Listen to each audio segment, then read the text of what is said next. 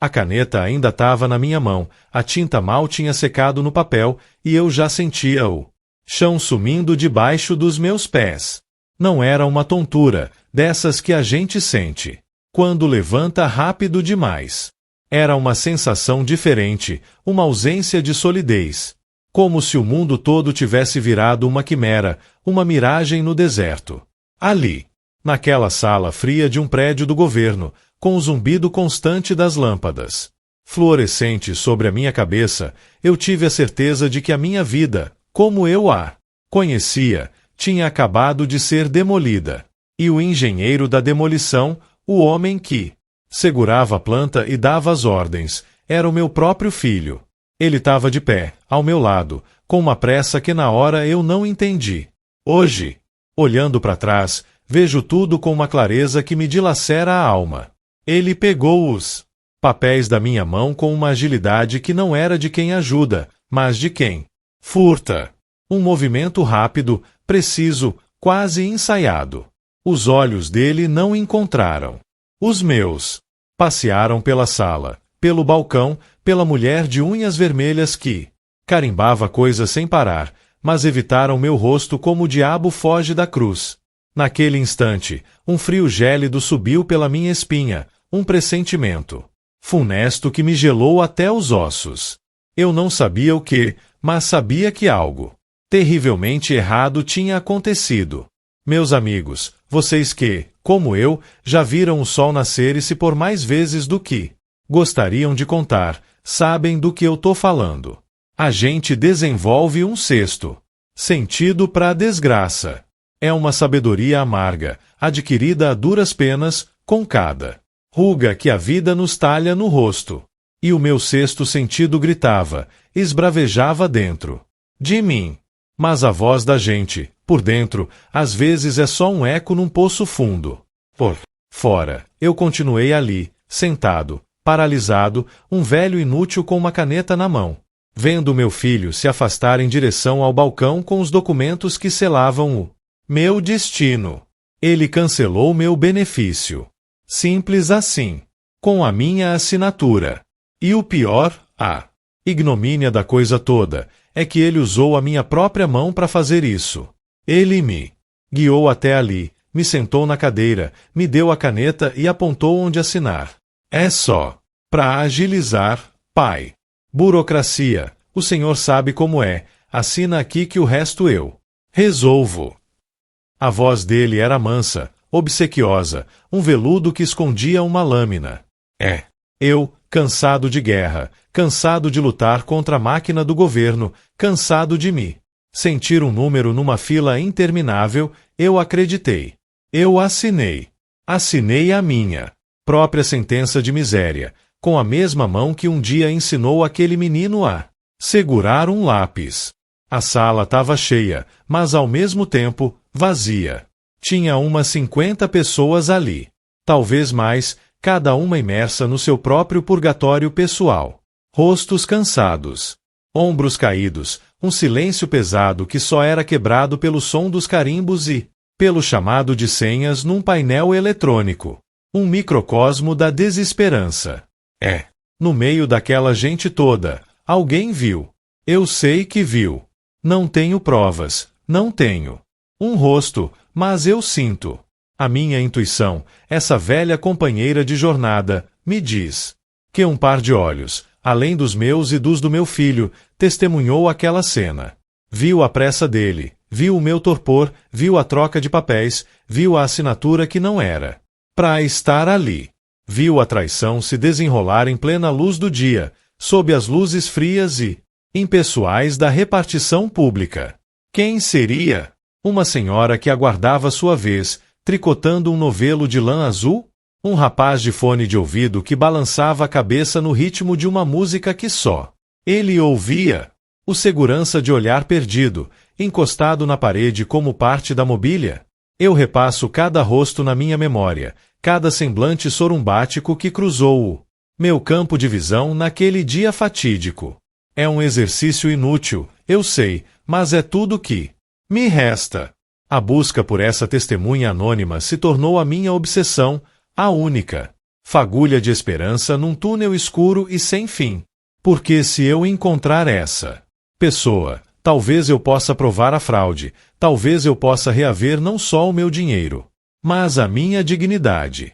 Meu filho, o Júlio, voltou do balcão com um sorriso forçado nos lábios, um esgar que não chegava aos olhos. Pronto, pai. Tudo resolvido.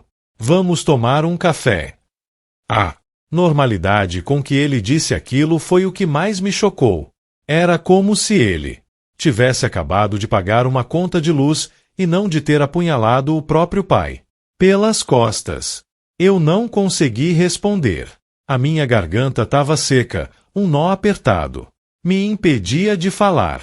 Eu só o encarei, e pela primeira vez naquele dia, ele sustentou o meu olhar. E o que eu vi ali, naquele brevíssimo instante, foi o abismo. Um vazio, uma ausência total de remorso, de culpa, de afeto. Era o olhar de um estranho. Levantei-me devagar, sentindo cada um dos meus 65 anos pesando sobre as minhas costas. As pernas tremiam, mas eu me recusei a fraquejar na frente dele. Caminhamos para fora do prédio em silêncio. O barulho da rua me atingiu como uma bofetada. Buzinas, sirenes, o falatório incessante da multidão. Um contraste brutal com o silêncio opressor da sala de onde viemos. Era como se o mundo continuasse girando, indiferente à minha tragédia particular. E essa indiferença, meus amigos, é uma das coisas mais cruéis que existem. A vida segue seu curso inexorável. Não importa o tamanho da ferida que se abriu no seu peito. Sentamos numa lanchonete ali perto, um lugar simples, com cheiro de gordura e café requentado. Ele pediu 2 expressos e um pão de queijo para dividir. A trivialidade daquele gesto era assintosa. Ele agia como se nada tivesse acontecido, como se fossemos apenas pai e filho compartilhando um momento corriqueiro. E eu, ali, tentando processar a enormidade da sua traição, me sentia num universo paralelo. Ele falava sobre o trabalho, sobre o trânsito, sobre o time de futebol que tinha perdido no dia anterior. E cada palavra que saía da boca dele era um insulto, uma pá de cal sobre o respeito que um dia eu tive por ele. Então, pai, o senhor não fala nada, ele perguntou, depois de um monólogo que eu não ouvi. A voz dele tinha um tom de impaciência, de quem está sendo injustiçado. A audácia, a desfaçatez. Foi aí que a minha voz voltou, rouca, fraca, mas carregada de uma dor que eu não sabia que era capaz de sentir. O que você fez, Júlio? Eu perguntei, e a pergunta pairou no ar entre nós, densa, pesada. Ele suspirou, um suspiro teatral, de mártir. Eu fiz o que precisava ser feito, pai. O senhor não tem mais condições de administrar esse dinheiro. Eu tô fazendo isso pro seu bem. Pro meu bem. A frase ecoou na minha cabeça como um sino fúnebre. Ele tinha me roubado, me humilhado, me transformado num indigente e tinha a petulância de dizer que era pro meu bem. A vontade que eu tive foi de virar aquela mesa, de gritar, de expor a sua canalice para todo mundo ouvir. Mas eu não o fiz. A gente, na nossa idade, aprende que certas batalhas não se vencem com gritos, mas com silêncio. Um silêncio cortante, um silêncio que acusa mais do que qualquer palavra. Eu apenas o encarei e deixei que o meu olhar dissesse tudo o que a minha boca não conseguia. Deixei que ele visse a decepção, a mágoa, o desprezo. E ele viu. Por um segundo, a máscara dele caiu, e eu vislumbrei um lampejo de não era culpa, era medo. Medo de ser descoberto. Medo das consequências. E foi nesse lampejo que eu me agarrei. Minha busca pela testemunha não era apenas uma quimera. Era uma necessidade. Era a minha única arma. Terminei meu café num gole só, o líquido amargo queimando a minha garganta. Levantei-me, joguei umas moedas na mesa para pagar a minha parte, um gesto Pequeno, mas para mim, naquele momento, era uma declaração de independência. Eu vou para casa, eu disse, sem olhar para ele. Não me procure mais. E saí dali, sem esperar resposta, caminhando a esmo pelas ruas, sem rumo, sem direção. Só eu e a minha dor e a imagem fantasmagórica de um rosto anônimo que poderia ser a minha salvação ou a minha perdição definitiva. A caçada havia começado. Nos dias que se seguiram, eu me transformei numa sombra. Acordava antes do sol nascer e repassava mentalmente, de novo e de novo, cada detalhe daquele dia. A cor da roupa das pessoas, o jeito que andavam, as pastas que carregavam. Tentava encontrar um padrão, um detalhe que tivesse me escapado. Era uma tortura autoimposta, um labirinto de memórias e suposições. A minha casa, antes um refúgio, virou uma cela. O silêncio era ensurdecedor, preenchido apenas pelo tic-tac do relógio na parede, cada segundo um lembrete da minha impotência. Comecei a frequentar o mesmo prédio do governo todos os dias. Sentava no mesmo banco do outro lado da rua e observava o fluxo de gente entrando e saindo. Eu procurava um rosto familiar, um andar, um trejeito. Era como procurar uma agulha num palheiro, mas a esperança, essa teimosa, se recusava a morrer. Eu via centenas de pessoas, cada uma com sua própria história, sua própria batalha. E me perguntava quantos dramas como o meu se desenrolavam ali, naquelas salas frias, todos os dias. Quantos pais traídos, quantas mães abandonadas, quantos filhos usurpados. Nós éramos um exército de invisíveis, lutando contra moinhos de vento. Numa tarde chuvosa, enquanto eu estava lá, na minha vigília inútil, um homem sentou-se ao meu lado no banco. Era um senhor da minha idade, talvez um pouco mais velho. Tinha as mãos calejadas de quem trabalhou a vida inteira e um olhar cansado, mas digno. Ficamos em silêncio por um tempo, só olhando a chuva cair e as pessoas correndo para se abrigar. Então, ele se virou para mim e disse, com uma voz serena: tem dias que a gente só quer que o mundo pare de girar por um instante, né? A simplicidade daquela frase me desarmou.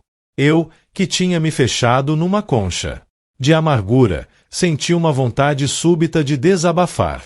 E eu falei. Contei tudo pra aquele estranho, ali no banco de praça, com a chuva lavando a calçada. Contei sobre o meu filho, sobre a assinatura, sobre a minha busca desesperada por uma testemunha. Ele ouviu tudo com uma atenção que eu não recebia há muito tempo. Não me interrompeu, não me julgou. Apenas ouviu, assentindo com a cabeça de vez em quando. Quando eu terminei, ele ficou em silêncio por mais um instante. Então, ele disse: a traição de um filho é uma dor que não tem nome. É como ter um membro amputado, sem anestesia. Mas o Senhor não pode deixar essa dor te consumir. O Senhor precisa continuar vivendo, não apenas sobrevivendo.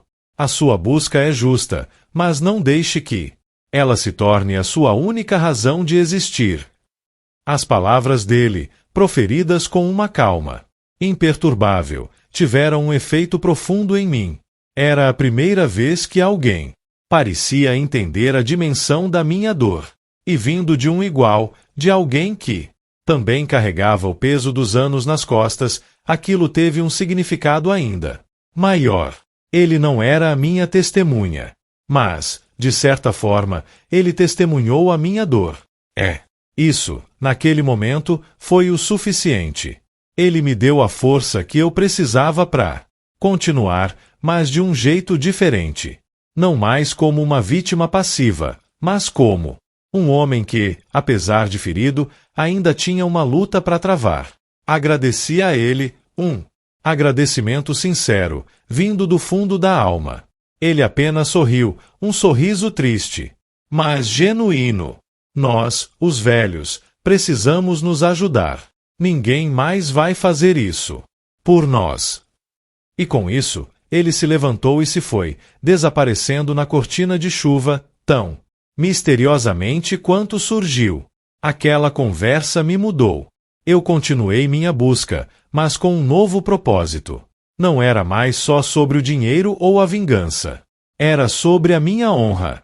Era sobre provar para mim mesmo que eu não era o velho senil e incapaz que o meu filho tentou me fazer acreditar que eu era.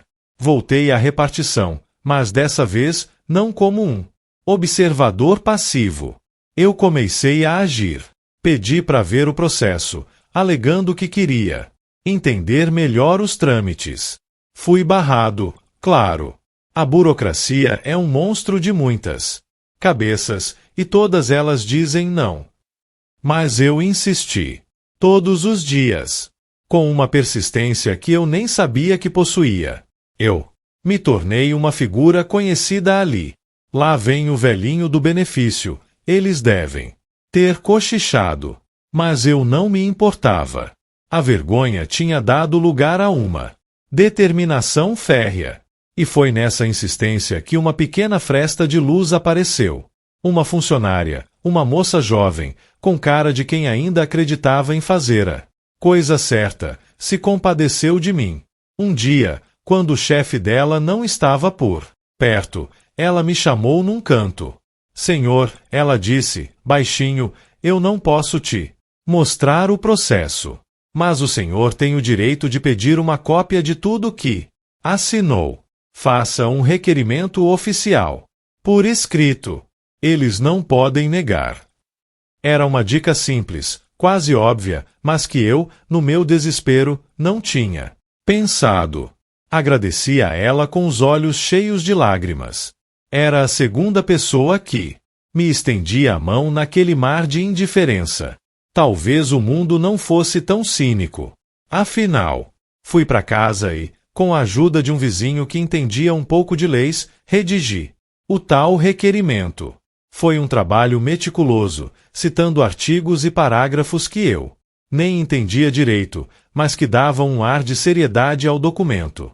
No dia seguinte, protocolei o pedido. A espera pela resposta foi angustiante. Cada dia era uma eternidade. Mas, para minha surpresa, menos de 2 semanas depois, recebi uma correspondência oficial em casa. Meu coração disparou. Com as mãos trêmulas, eu abri o envelope. E lá estavam elas, as cópias de todos os documentos. Folheei tudo com uma avidez febril. E então, eu vi, no meio de um formulário de cancelamento, aquele que eu tinha assinado. Havia um campo minúsculo, quase imperceptível, com o título Testemunha, se houver. E nesse campo, uma assinatura. Uma assinatura que não era a minha, nem a do meu filho. Um rabisco ilegível, um nome que eu não conseguia decifrar.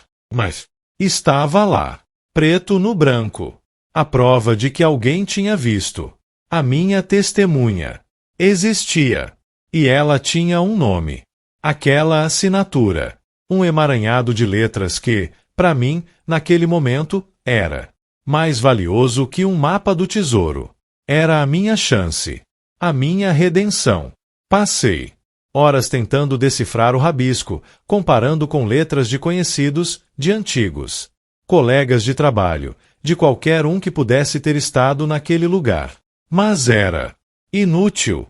A caligrafia era peculiar, quase artística, mas completamente ilegível para mim. Era como se a pessoa tivesse assinado com a mão esquerda ou com os olhos fechados. Uma assinatura de quem não queria ser encontrado ou de quem não se importava em ser. E essa ambiguidade me corroía. Mostrei o documento pro meu vizinho, o seu Manuel, que é um sujeito de poucas palavras, mas de uma inteligência aguçada. Ele olhou, franziu a testa e depois de um longo silêncio, disse: "Isso aqui, meu amigo, é um enigma. Mas todo enigma tem uma solução. A gente só precisa encontrar a chave." As palavras dele, simples, mas cheias de sabedoria, me deram um novo fôlego. Eu não estava sozinho nessa. Tinha o seu Manuel, Tinha a moça da repartição, e agora tinha essa assinatura misteriosa que me guiava. Decidi voltar ao prédio. Não para reclamar, não para brigar, mas para observar, para tentar entender o ambiente, as pessoas. Eu queria sentir o ar que aquela testemunha respirava. Queria ver se conseguia identificar alguém com uma caligrafia parecida ou alguém que pudesse ter algum motivo para assinar daquele jeito. Era uma ideia meio estapafúrdia, eu sei, mas a gente, quando tá no fundo do poço, se agarra a qualquer fio de esperança. E eu tava agarrado a esse fio com as duas mãos. Fiquei ali, na fila, observando cada pessoa que assinava algum documento. Pedia pra ver os formulários, com a desculpa de que estava conferindo os meus próprios papéis. Era um trabalho de detetive amador, um velho com a lupa da vida nas mãos, tentando encontrar um padrão num caos de assinaturas. Vi de tudo: letras desenhadas, letras de forma, letras cursivas, letras que pareciam hieróglifos. Mas nenhuma se parecia com aquela. Nenhuma tinha a mesma peculiaridade, o mesmo traço indecifrável. Os dias viraram semanas. As semanas viraram meses. E eu, ali, um fantasma no meio da multidão, persistia na minha busca. O Júlio, meu filho, não me procurou. Nem eu a ele. O abismo entre nós tinha se tornado intransponível. A ferida, que antes era uma chaga aberta, agora era uma cicatriz profunda, que doía a cada lembrança, a cada suspiro. Mas a dor, de alguma forma, me mantinha vivo. Me dava um propósito. A busca pela testemunha se tornou a minha razão de ser. Um dia, enquanto eu estava na fila, ouvi uma conversa entre duas funcionárias. Elas falavam sobre um colega que tinha sido transferido para outro setor. Coitado do Severino, disse uma. Ele assinava uns documentos com uma letra tão esquisita que ninguém entendia. Parecia que tinha desenhado com o pé. Meu coração deu um salto. Severino. O nome ecoou na minha mente como um trovão. Poderia ser ele? Poderia ser essa chave que o seu Manuel tinha falado? Perguntei o nome completo do Severino e o setor para onde ele tinha sido transferido. A funcionária, meio ressabiada, me deu as informações. Fui direto pro novo setor. Era um lugar mais afastado, com menos movimento, menos luz. Encontrei o Severino, sentado numa mesa, de cabeça baixa, concentrado em uns papéis. Era um homem de meia-idade, com óculos na ponta do nariz e uma expressão de cansaço. Não parecia o tipo de pessoa que se envolveria numa trama de traição. Cheguei perto dele, meio sem jeito. Com licença, senhor Severino. Eu sou o pai do Júlio. Aquele que veio aqui há uns meses para resolver umas coisas do benefício. Ele levantou a cabeça, os olhos arregalados por trás das lentes. O rosto dele ficou pálido. Ele sabia de tudo. O silêncio que se seguiu foi ensurdecedor, preenchido apenas pelo som do meu coração batendo forte no peito. Eu podia sentir o cheiro do medo, o cheiro da culpa, vindo dele. Eu preciso falar com o Senhor, eu disse, com a voz embargada. Sobre aquele dia. Sobre a minha assinatura. Sobre a sua assinatura. Ele engoliu em seco. Olhou em volta, como se procurasse uma rota de fuga. A sala estava vazia, exceto por nós dois. Eu não sei do que o senhor está falando, ele murmurou, a voz quase inaudível. Era uma mentira deslavada, e nós dois sabíamos disso. A tensão na sala era palpável, densa como uma névoa. Senhor Severino, eu insisti, eu tenho o documento. Com a sua assinatura. Aquele rabisco que ninguém entende. Eu sei que o senhor viu. Eu sei que o senhor sabe o que aconteceu. As palavras saíram da minha boca com uma força que eu não sabia que tinha. Era a força do desespero, a força da verdade. Ele baixou a cabeça, os ombros encolhidos. A resistência dele estava se esvaindo, como areia entre os dedos. Ele me obrigou, ele sussurrou, finalmente. O Júlio me obrigou a assinar. Ele disse que se eu não assinasse, ele ia me prejudicar. Ia inventar umas coisas sobre mim.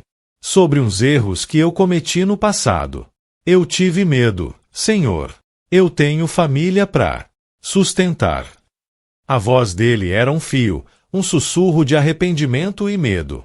A história dele era triste, mas não justificava o que ele tinha feito. Ele tinha sido cúmplice, por medo, por covardia. Mas ainda assim, cúmplice. O que ele te obrigou a assinar, Severino? Eu perguntei, sentindo um nó na garganta. A verdade estava vindo à tona, aos poucos, dolorosamente. Ele me fez assinar como testemunha de que o senhor estava ciente do cancelamento do benefício, que o senhor estava de acordo, e que o senhor tinha pedido para ele fazer isso. Cada palavra era uma facada. Meu filho tinha planejado tudo, com uma frieza que me gelava a alma. Ele não só me roubou, mas tentou me fazer parecer um velho senil, incapaz de tomar as próprias decisões. A ignomínia era ainda maior do que eu imaginava. E o que mais, Severino? Eu perguntei, a voz tremendo. Tem mais alguma coisa que eu não sei? Ele hesitou, olhou para mim com um misto de medo e pena. Ele também me fez assinar uns papéis de procuração.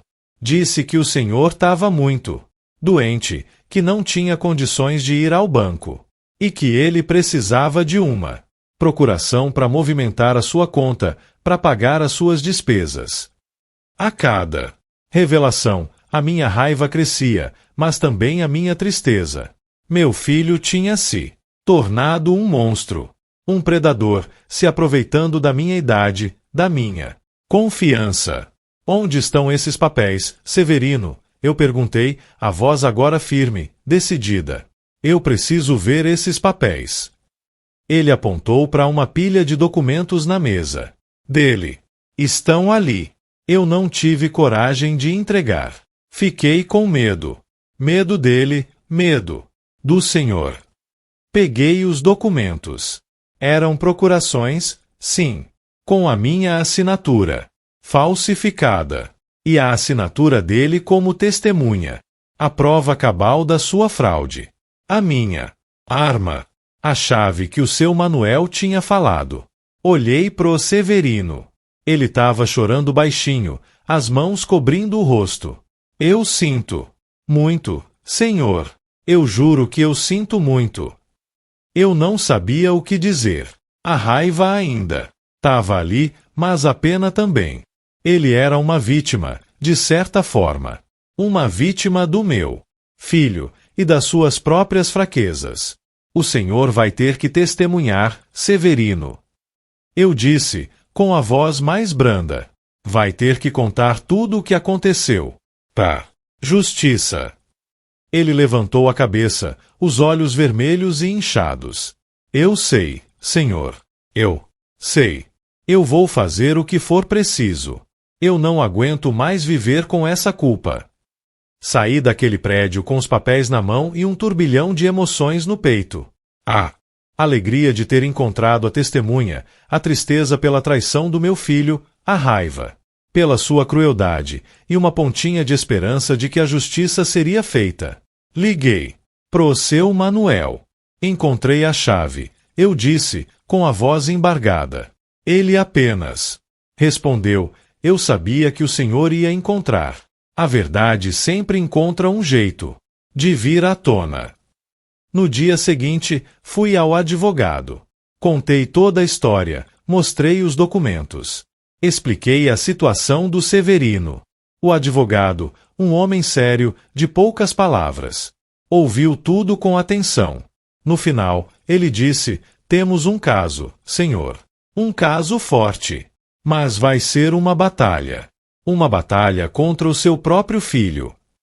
Eu sabia. Eu estava pronto para a batalha. Não era mais só pelo dinheiro. Era pela minha honra, pela minha dignidade, pela minha paz de espírito. Era para mostrar pro Júlio que, mesmo velho, eu ainda tinha força para lutar.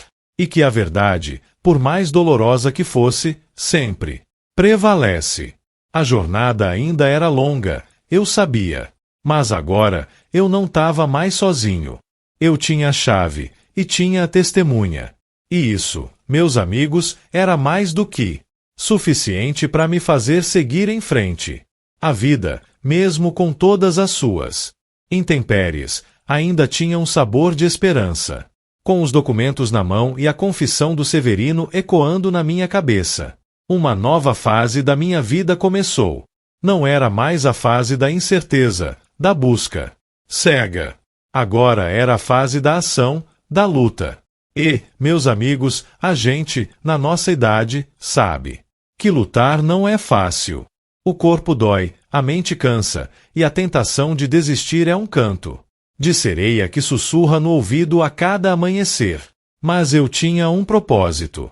E esse propósito era mais forte do que qualquer dor, qualquer cansaço. O advogado, Dr. Carlos, era um homem sério, como eu disse. E ele me explicou que o caminho seria árduo. Seu caso é forte, senhor, mas envolver a família num processo judicial é sempre delicado. E o seu filho, ele vai lutar. Vai tentar desqualificar. O senhor vai tentar desqualificar a testemunha. Eu já esperava por isso. A essa altura do campeonato, eu não esperava mais nada de bom do Júlio. Ele já tinha me mostrado do que era capaz. A decepção já tinha virado uma espécie de armadura, me protegendo de novas facadas. Começamos a reunir as provas. O Dr. Carlos pediu para eu escrever um relato detalhado de tudo, desde o dia em que o Júlio me levou à repartição até a conversa com o Severino. Cada detalhe, cada palavra, cada sensação. E enquanto eu escrevia, revivia tudo. A humilhação, a raiva, a tristeza. Era como abrir uma ferida antiga e deixar o pus escorrer. Doloroso, mas necessário. Eu precisava colocar tudo para fora. Não só para a justiça, mas para mim mesmo. Era uma catarse, uma forma de exorcizar os demônios que habitavam a minha alma. O Severino, coitado, estava apavorado. Ele me ligava quase todo dia, perguntando o que ia acontecer, se ele ia perder o emprego, se o Júlio ia se vingar. Eu tentava acalmá-lo. Dizia que o Dr. Carlos ia protegê-lo, que a justiça ia prevalecer. Mas, no fundo, eu também tinha medo. Medo do que o Júlio poderia fazer. Medo da sua capacidade de manipulação, da sua falta de escrúpulos. Ele era um homem perigoso, e eu tinha subestimado isso por muito tempo. O Dr. Carlos organizou tudo. Entramos com a ação. E a notificação chegou na casa do Júlio. Eu não estava lá para ver a reação dele, mas posso imaginar. A máscara de bom filho, de cidadão exemplar, deve ter rachado. A fachada de normalidade, construída com tanta esmero, deve ter desmoronado. E a ira, essa sim, deve ter vindo à tona com toda a sua virulência. Eu sabia que ele não ia ficar parado. Ele ia contra-atacar. E ele contra-atacou. Primeiro, tentou me desmoralizar. Começou a espalhar para parentes e amigos que eu estava senil, que eu estava perdendo a cabeça, que eu estava sendo manipulado por gente de má fé, que eu estava inventando histórias para prejudicá-lo. Alguns acreditaram, claro. A gente sempre tem aqueles que preferem acreditar na versão mais cômoda, na versão que não exige deles nenhum esforço, nenhuma reflexão. Mas a maioria me conhecia. Conhecia a minha história, a minha integridade. E eles ficaram do meu lado. E isso, meus amigos, valeu mais do que qualquer dinheiro. A solidariedade, a confiança dos que nos amam é um bálsamo para a alma ferida. Depois, ele tentou intimidar o Severino. Ligou para ele, mandou mensagens, ameaçou. O Severino, mais uma vez, ficou em pânico.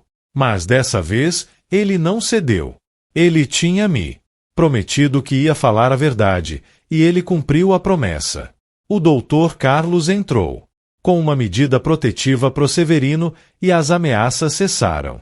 Era um alívio, mas também um lembrete constante da natureza implacável do meu próprio filho. Ele não tinha limites. As audiências começaram. Aquela sala de tribunal, com a sua solenidade e formalidade, era um ambiente estranho para mim. Eu, que sempre fui um homem simples, acostumado com o trabalho braçal, com a terra, com o suor.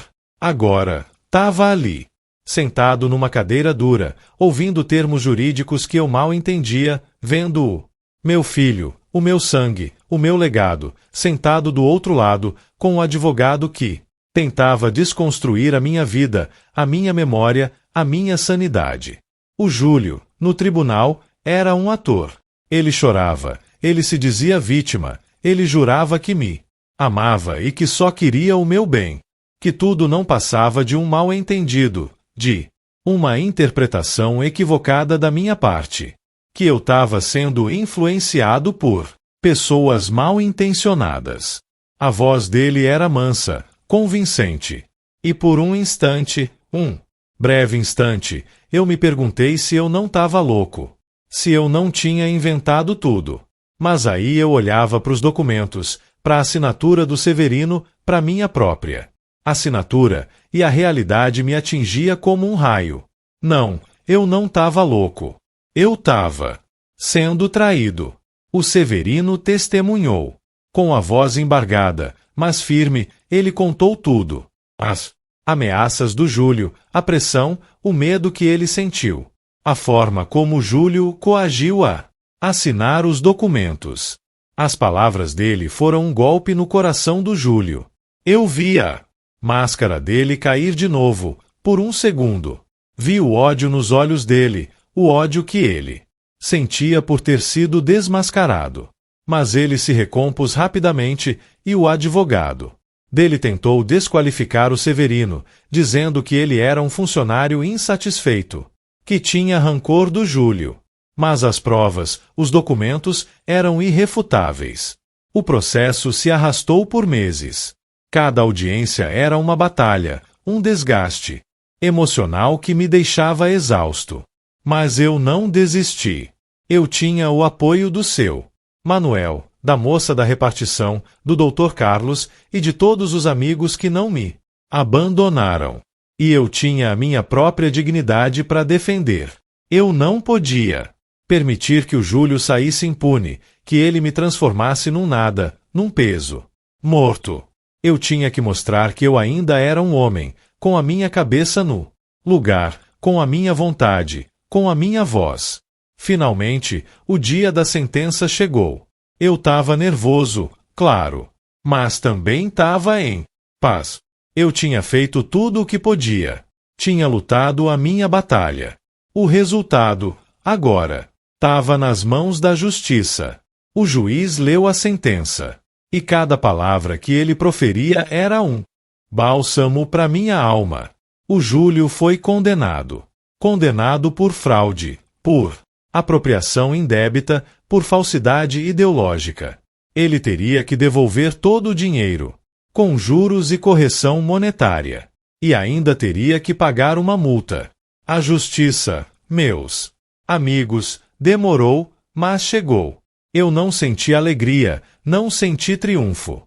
Senti um vazio doloroso. A vitória tinha um gosto amargo.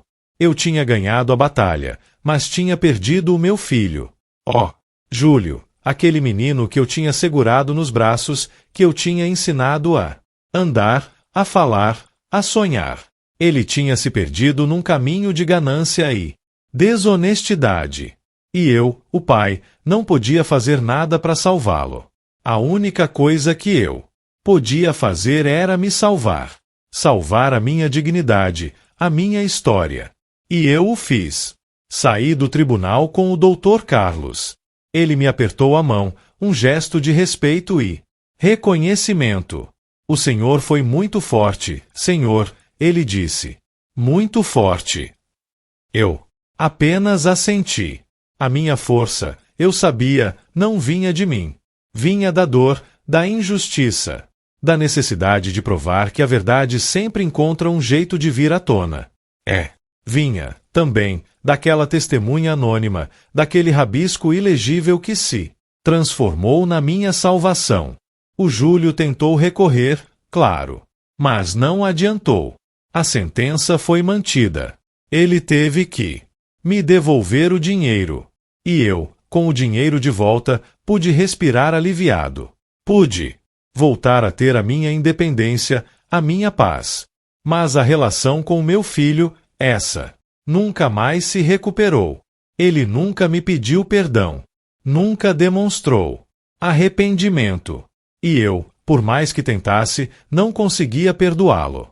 A ferida era profunda demais, a traição grande demais. A gente pode perdoar um erro, mas uma maldade premeditada, essa é mais difícil de esquecer. Voltei à minha rotina, mas com uma nova perspectiva. A vida, eu aprendi, é um campo minado. E a gente nunca sabe quando vai pisar numa mina. Mas o importante é ter a coragem de seguir em frente, de lutar pelas nossas verdades, de não se deixar abater pela adversidade e de valorizar as pessoas que nos estendem a mão, os estranhos que se tornam anjos, as testemunhas anônimas que, com um simples rabisco, podem mudar o curso da nossa história. O Severino, depois de tudo, continuou no emprego. Ele me ligou um dia, agradecendo. Disse que a vida dele tinha mudado, que ele tinha aprendido uma lição importante. Que ele nunca mais ia deixar o medo o dominar. Eu fiquei feliz por ele. A gente, na nossa idade, sabe que a redenção é possível. Para alguns, claro. Para outros, a escuridão. É um caminho sem volta. Eu continuo indo à repartição, de vez em quando. Não para resolver nada, mas para observar. Para ver se encontro o meu amigo do banco, aquele que me deu a força para não desistir. Nunca mais o vi. Mas as palavras dele, essas sim, ficaram gravadas na minha memória. O Senhor precisa continuar vivendo, não apenas sobrevivendo. É isso que eu faço. Eu vivo. Vivo cada dia, com a certeza de que, por mais que a vida nos maltrate, sempre haverá uma luz no fim do túnel. Uma testemunha, um amigo, uma verdade que nos salva. E a gente, com a nossa experiência, sabe que essa é a maior riqueza que podemos ter. A riqueza da vida, da dignidade, da verdade. E essa, meus amigos, ninguém pode nos roubar. Nem mesmo um filho. Depois de todo o turbilhão, a vida, como um rio caudaloso, encontrou seu leito. Novamente. Mas não era o mesmo rio. As margens estavam diferentes, o curso alterado. Eu, o velho ribeirinho, me vi obrigado a aprender a navegar em águas que antes me eram familiares, mas que agora apresentavam novas correntezas, novas profundidades. A cicatriz, que antes era uma ferida aberta, agora pulsava como um lembrete constante da minha resiliência e da fragilidade das relações humanas. O dinheiro, sim, ele voltou. Mas o que ele representava não era apenas a segurança material, a garantia de um fim de vida tranquilo. Era a prova de que eu tinha sido roubado, de que a minha confiança tinha sido esmagada. Era um símbolo amargo de uma vitória que não trazia a doçura esperada. A gente, na nossa idade, aprende que certas coisas, uma vez quebradas, nunca mais voltam a ser as mesmas. E a confiança é uma delas. É como um vaso de cristal, uma vez quebrado, por mais que se tente colar. Os pedaços, as rachaduras sempre estarão lá, visíveis, lembrando a violência da queda. Eu passei a olhar o mundo com outros olhos. Mais desconfiados, Talvez. Mas também mais atentos. Passei a valorizar os pequenos gestos, as palavras sinceras, os olhares, que não escondiam segundas intenções. O seu Manuel, meu vizinho, se tornou um confidente, um porto seguro. A gente se encontrava na praça, no fim da tarde, e conversava sobre a vida, sobre as notícias do bairro, sobre o tempo. E nessas conversas, eu encontrava um consolo, uma forma de me reconectar com a humanidade que o Júlio tinha me feito duvidar. A moça da repartição, a que me deu a dica preciosa, também se tornou uma espécie de anjo da guarda. Eu a encontrava de vez em quando, e ela sempre me cumprimentava com um sorriso gentil, um olhar de reconhecimento. Pequenos gestos, eu sei, mas que, para um velho que se sentia invisível, significavam o mundo. Significavam que eu ainda existia, que a minha história importava, que a minha dor era real e reconhecida. E o Severino? Ah, o Severino! Ele foi a prova viva de que a covardia, às vezes, pode dar lugar à coragem. Ele me procurou um tempo depois, com um semblante diferente, mais leve, mais seguro. Disse que tinha pedido demissão do emprego, que não aguentava mais a pressão, o ambiente tóxico, e que estava começando um pequeno negócio, vendendo salgados na porta de uma escola. O Senhor me deu a força que eu precisava. Senhor, ele disse, com os olhos marejados. Me mostrou que a gente não pode viver com medo. Aquilo, para mim, foi a maior recompensa. Ver que a minha luta tinha inspirado alguém, que a minha dor tinha gerado um novo começo. Para outra pessoa. Era um bálsamo para a alma. Mas a sombra do Júlio, ela nunca me abandonou completamente. Ela pairava sobre mim como uma nuvem escura, um lembrete constante da ferida que ele tinha aberto. Eu o via de vez em quando, na rua, de longe. Ele nunca me olhava. Desviava o olhar. Apressava o passo. E eu, por mais que tentasse, não conseguia sentir nada além de um vazio. Nem raiva, nem ódio. Apenas um vazio. Como se aquele filho que eu conheci, que eu amei, tivesse morrido. E o homem que andava por aí com o nome dele era apenas um estranho. As festas de família, antes um motivo de alegria, se tornaram um campo minado. Eu evitava, claro. Não queria encontrar o Júlio, não queria ter que fingir que nada tinha acontecido. E os outros parentes, os que sabiam da história, também evitavam o assunto. Era um elefante na sala, um segredo que pesava no ar, mas que ninguém ousava tocar. A gente, na nossa idade, aprende que o silêncio, às vezes, é a forma mais eloquente de comunicação. E o silêncio da minha família, em relação ao Júlio, dizia muito. Eu me apeguei à minha rotina. Acordava cedo, tomava meu café, lia o jornal, cuidava do meu pequeno jardim, regava as plantas, conversava com as flores. Elas, pelo menos, não me traíam. Cresciam, floresciam, cumpriam o seu ciclo, sem dramas, sem mentiras.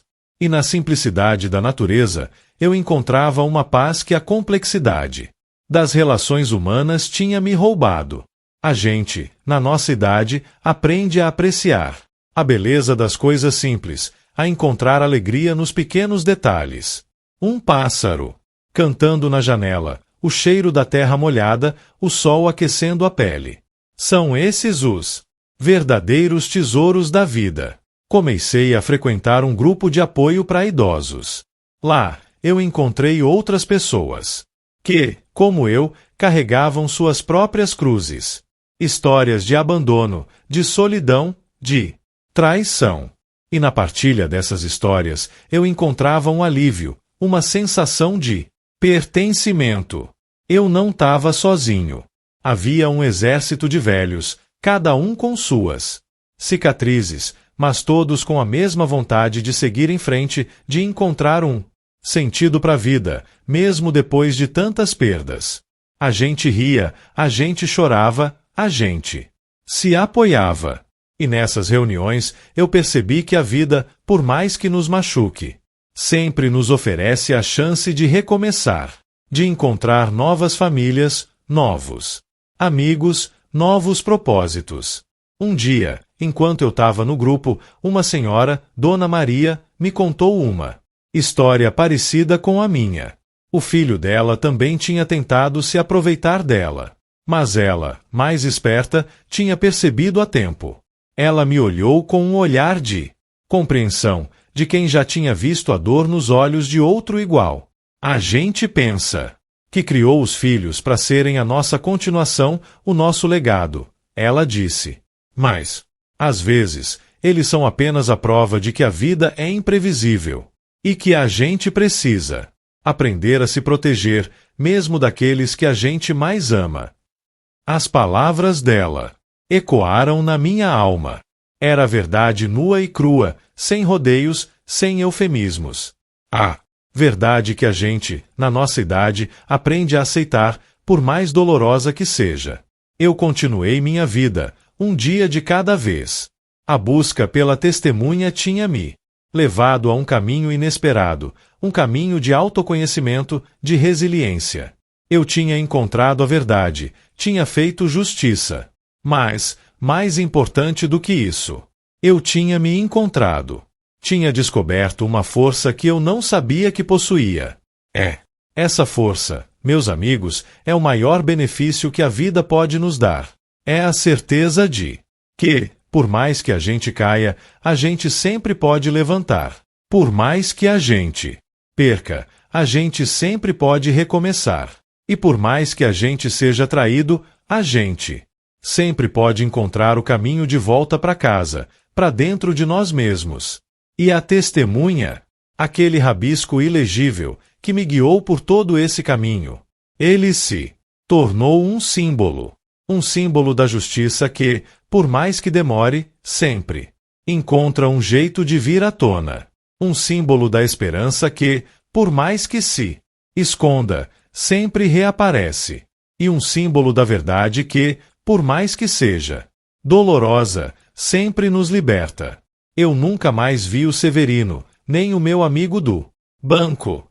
Mas as suas presenças, as suas palavras, as suas ações, elas ficaram gravadas na minha memória, como um farol que me guia em meio à escuridão.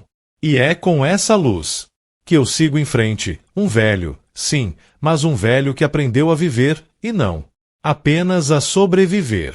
Um velho que, apesar de tudo, ainda acredita na vida, na justiça e na força indomável do espírito humano. E essa, meus amigos, é a maior lição que a vida pode nos dar. A lição de que a gente nunca está sozinho, mesmo quando se sente mais sozinho. E que a esperança, essa teimosa, sempre encontra um jeito de florescer, mesmo no deserto mais árido. E assim, a vida seguiu seu curso, com as marcas indeléveis do que foi e a promessa incerta do que virá. Eu, que já tinha visto tanto, que já tinha vivido tanto, me vi, de repente, num novo começo. Uma espécie de renascimento, mas com a bagagem pesada da experiência. A gente, na nossa idade, não se livra das cicatrizes, a gente aprende a conviver com elas, a transformá-las em mapas, em guias para não se perder. De novo. E a minha cicatriz, aquela causada pela traição do Júlio, se tornou o meu mapa mais valioso. Eu passei a observar as pessoas com uma acuidade diferente. Via nos olhos dos mais jovens a mesma inocência que um dia eu tive, a mesma crença inabalável na bondade alheia. E sentia um misto de ternura e apreensão. Queria avisá-los, queria protegê-los das desilusões, das facadas pelas costas. Mas sabia que cada um precisa trilhar o seu próprio caminho, aprender as suas próprias lições. A vida é uma escola cruel, e a gente só aprende de verdade quando a gente apanha. E eu apanhei. Apanhei feio. Mas me levantei. E isso, meus amigos, é o que importa. Minhas manhãs, antes preenchidas por uma melancolia sutil, agora tinham um novo brilho. O café, antes amargo, agora tinha um sabor de recomeço. As ruas, antes cinzentas, agora pareciam mais coloridas. Não que o mundo tivesse mudado, mas eu tinha mudado. A dor, por mais paradoxal que pareça, tinha me aberto os olhos para a beleza das coisas simples, para a preciosidade de cada instante. A gente só percebe o valor da luz quando a gente passa um tempo na escuridão, não é mesmo? Comecei a me envolver mais com a comunidade. Ajudei o seu Manuel a organizar um mutirão para reformar a praça do bairro. Participei de reuniões da associação de moradores, dei minhas opiniões, ouvi as dos outros. Descobri que a minha voz, aquela que um dia o Júlio tentou calar, ainda tinha força. E que a minha experiência, aquela que ele tentou desqualificar, ainda tinha valor. Era gratificante, sabe? Sentir-se útil de novo, sentir que a gente ainda pode fazer a diferença, mesmo depois de ter sido jogado para escanteio. E a solidão, essa velha companheira dos anos, ela se tornou menos pesada. Não que eu tivesse me tornado um sujeito festeiro, rodeado de gente o tempo todo. Não, não. Era isso. Mas a solidão, agora, era diferente. Era uma solidão escolhida, uma solidão que me permitia refletir, meditar, me conectar comigo mesmo. Não era mais a solidão imposta, a solidão da exclusão, da invisibilidade. Era uma solidão com propósito, uma solidão que me nutria, que me fortalecia. A gente, na nossa idade, aprende a diferenciar a solidão da solitude. E a solitude, meus amigos, pode ser uma bênção. As lembranças do Júlio, elas ainda vinham, claro, como ondas que quebram na praia. Elas vinham e iam. Mas agora, elas não me afogavam mais. Eu as observava de longe, como um espectador de um filme antigo, e percebia que, por trás da raiva, da mágoa, havia também uma tristeza profunda. Tristeza por um filho que se perdeu, por uma relação que se quebrou sem conserto. Mas essa tristeza não me paralisava. Ela me impulsionava a valorizar ainda mais os laços que me restavam, as pessoas que me amavam de verdade. E a busca pela testemunha, que um dia foi a minha obsessão, se transformou numa metáfora. A testemunha não era apenas o Severino ou o meu amigo do banco. A testemunha era a própria vida. A vida que me via, que me ouvia, que me acompanhava em cada passo. A vida que me ensinava que, por mais escura que seja a noite, o sol sempre volta a nascer. E que a verdade, por mais que tentem escondê-la, sempre encontra um jeito de vir à tona. A gente, na nossa idade, aprende que a vida é um ciclo, um eterno recomeço. E que cada fim é apenas um novo começo, uma nova chance de reescrever a nossa história. Eu me pegava, às vezes, olhando para minha própria mão, aquela que tinha assinado o documento fatídico, e pensava em como um simples gesto, uma simples assinatura, pode mudar o curso de uma existência. Mas também pensava em como a mesma mão, a mesma força, pode ser usada para construir, para ajudar, para escrever novas histórias. E decidi que a minha mão, dali para frente, seria usada apenas para o bem meu, para o bem dos outros, para o bem da comunidade. Era a minha forma de redenção, a minha forma de transformar a dor em propósito. E para vocês, meus amigos, que estão lendo ou ouvindo essa minha história, eu deixo um conselho. Não se deixem abater. Não se deixem calar. A vida é uma luta constante. E a gente precisa estar sempre de pé, com a cabeça erguida, com a voz firme. E, acima de tudo, acreditem na verdade. A verdade, por mais que doa, sempre nos liberta. E a justiça, por mais que demore, sempre encontra um jeito de se manifestar. E não se esqueçam, a gente nunca está sozinho. Sempre haverá uma testemunha, um amigo, um anjo, que nos estenderá a mão quando a gente mais precisar. E é nessa fé, nessa esperança, que a gente encontra força para seguir em frente, para viver cada dia como se fosse um presente, uma nova chance de ser feliz. Porque, no fim das contas, é isso que importa. Ser feliz, apesar de tudo. Ser feliz, porque a gente merece. E ser feliz. Porque a vida, meus amigos, é um presente precioso demais para ser desperdiçado com mágoas e arrependimentos. A gente, na nossa idade, sabe que o tempo é um bem escasso e que cada segundo conta. Então, vivam. Vivam intensamente. Vivam de verdade. E que a paz, essa sim, seja a nossa maior conquista. A paz que vem de ter a consciência tranquila, de ter feito o que é certo, de ter lutado as nossas batalhas com dignidade e honra. E essa paz, meus amigos, ninguém, absolutamente ninguém, pode nos tirar. Nem mesmo um filho perdido. E nessa jornada, que parecia ter um fim, mas que na verdade se desdobrava em novos começos, eu me permiti ser vulnerável, mas também me descobri inabalável.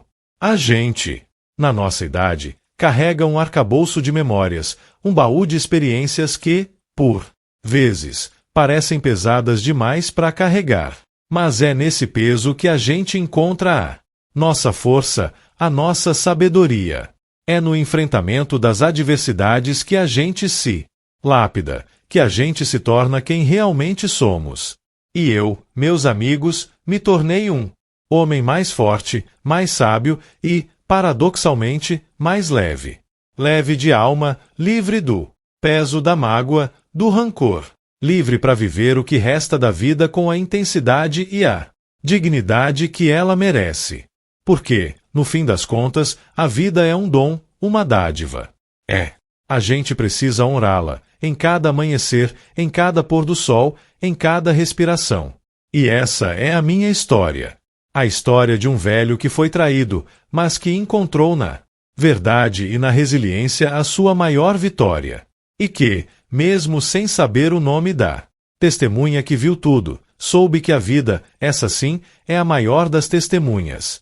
E nessa jornada de redescoberta, percebi que a verdadeira riqueza não reside nas posses materiais, nem nos benefícios que a vida nos oferece, mas sim na capacidade de se reerguer, de perdoar, mesmo que seja apenas a si mesmo, e de encontrar a paz interior. A gente, na nossa idade, entende que o tempo é um mestre implacável, que nos ensina a valorizar o que realmente importa. E o que importa, meus amigos, é a integridade, a honestidade, o amor que a gente cultiva e a verdade que a gente defende. Por isso, sigam em frente, com a cabeça erguida e o coração aberto. Porque, no final das contas, a maior herança que podemos deixar não é o dinheiro, mas sim o exemplo de uma vida vivida com propósito e dignidade. E essa é a minha última reflexão, a síntese de tudo o que aprendi. Que a vida, apesar de todas as suas dores, é um presente que vale a pena ser vivido, com todas as suas nuances e desafios. E que a gente, por mais velho que seja, nunca para de aprender, nunca para de crescer, nunca para de se surpreender com a própria capacidade de superação. Que assim seja.